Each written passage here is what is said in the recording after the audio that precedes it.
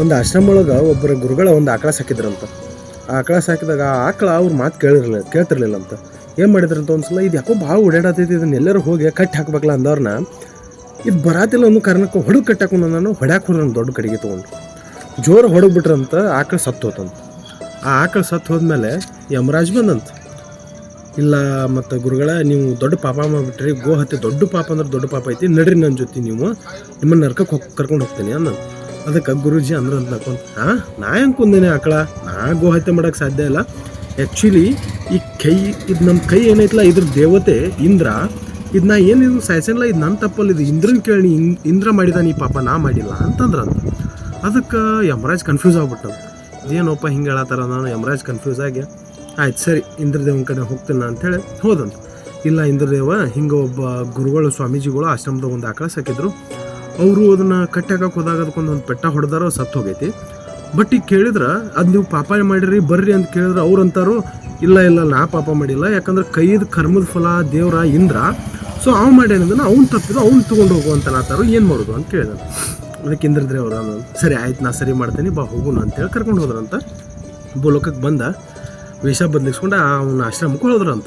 ಹೋಗಿ ಏನು ಚಂದ ಗಾರ್ಡನ್ ಬೆಳೆಸಿಪ್ಪ, ಏನು ಮಸ್ತ್ ಗಿಡಗಳು ಬೆಳೆಸಿ, ಈ ಗಿಡ ಎಷ್ಟು ಚಂದ ಐತೆ ನೋಡು, ಆ ಮರ ಎಷ್ಟು ಚಂದ ಐತೆ ನೋಡು ಭಾಳ ಅಂದ್ರೆ ಭಾಳ ಎಕ್ಸ್ಪ್ಲೇನ್ ಮಾಡತ್ತಿದ್ರಂತ. ಒಂದೊಂದು ಗಿಡದ ಬಗ್ಗೆ ಒಂದೊಂದು ಹೂ ಬಗ್ಗೆ ಭಾಳ ಎಕ್ಸ್ಪ್ಲೇನ್ ಮಾಡತ್ತಿರಂತ. ಅದನ್ನು ಕೇಳಿದ ಗುರುಗಳ ಖುಷಿಯಿಂದ ಬಂದ, ಹೌದ್ರಿ ಈ ಗಿಡನೂ ನಾನು ಹಚ್ಚೇನ್ರಿ, ಈ ಗಿಡನೂ ನಾನು ಹಚ್ಚೀನಿ, ಈ ಹೂವು ನಾನು ಬೆಳೆಸೀನಿ ನೋಡ್ರಿ, ಇಲ್ಲಿ ಇದ್ದಿದ್ದೆಲ್ಲ ಗಾರ್ಡನ್ನೆಲ್ಲ ನಾನು ಮಸ್ತ್ ಮೇಂಟೈನ್ ಮಾಡಿ ನನ್ನ ಕೈಲಿಂದ ಹಚ್ಚಿ ನಾನು ನೀರು ಹಾಕಿ ಬೆಳೆಸೀನಿ ನೋಡ್ರಿ ಅಂತಂದಂತ. ಅಷ್ಟೊತ್ತಿಗೆ ಇಂದ್ರದೇವ ತಮ್ಮದ ಸ್ವಯಂ ರೂಪ ಧರಿಸ್ಕೊಂಡ ಇಂದ್ರ ಆಗಿ ನಡಿ ಹೋಗೋಣ ಯಮರಾಜನ ಕಡೆ ಅಂದ್ರಂತ. ಯಾಕ ಅಂತ ಅಲ್ಲ, ಅಲ್ಲಿ ಆಕಳ್ಕೊಂದಾಗ ಕೈದ ಕರ್ಮಫಲ ದೇವ್ರ ಇಂದ್ರ ಅಂತೇಳಿ ನನ್ನ ಮೇಲೆ ಹಾಕಿದಿ, ಆದ್ರೆ ಇಲ್ಲಿ ಗಾರ್ಡನ್ ಚಲೋ ಆಗೈತಿ, ಇಲ್ಲಿ ಒಂದು ಗಿಡ ಬೆಳೆದ ತಂದಾಗ ನಾ ಹಚ್ಚೀನಿ ನನ್ನ ಕೈಯಿಂದ ಬೆಳೆಸೀನಿ ಅಂತ ಹೇಳ್ತಿಲ್ಲ, ಎಂಥದಿದು ಅಂತ ಕೇಳಿದಂತ. ಅಂದ್ರೆ ಈ ಕಥೆಯಿಂದ ಗೊತ್ತಾಗೋದೇನಂದ್ರೆ ನಮಗೆ ತಪ್ಪು ಮಾಡಿದಾಗ ನಾವು ತಪ್ಪು ನಮ್ದಲ್ಲ ಅಂತ ತಪ್ಪೋದಲ್ಲ. ಅದು ಚಲೋ ಆಗಿತ್ತಂದ್ರೆ ಮಾತ್ರ ನಾವು ಮಾಡೇವು ಅಂತ ಜಂಪ ಕಚ್ಕೋತೇವೆ. ನಾವು ಯಾವಾಗ ನಮ್ಮ ತಪ್ಪುಗಳನ್ನ ಒಪ್ಕೊಳಕ್ಕೆ ರೆಡಿ ಇರ್ತಲ್ಲ ಅದೇ ಥರ ಸರಿ ಆದಾಗೂ ಒಪ್ಕೊಳಕ್ಕೂ ರೆಡಿ ಇರಬೇಕು, ಅದು ಸರಿ ತಪ್ಪಾದಾಗೂ ಒಪ್ಕೊಳಕ್ಕೆ ರೆಡಿ ಇರ್ಬೇಕು. ನಾವು ಎರಡಕ್ಕೂ ರೆಡಿ ಇದ್ದಾಗ ಮಾತ್ರ ಎಲ್ಲ ಆಗಕ್ಕೆ ಸಾಧ್ಯ. ಇಲ್ಲ ಅಂದ್ರೆ ಹಿಂಗೆ ಆಗ್ಬಿಡ್ತೈತೆ. ದೇವ್ರು ಯಾವುದೋ ರೂಪದಾಗ ಬಂದ ಏನೋ ಒಂದು ಮಾಡಿ ಕರ್ಕೊಂಡು ಹೋಗತ್ತಾನ, ನಮ್ಮ ಕರ್ಮಂತರೂ ನಮಗೆ ಬಿಡೋದಿಲ್ಲಲ್ಲ.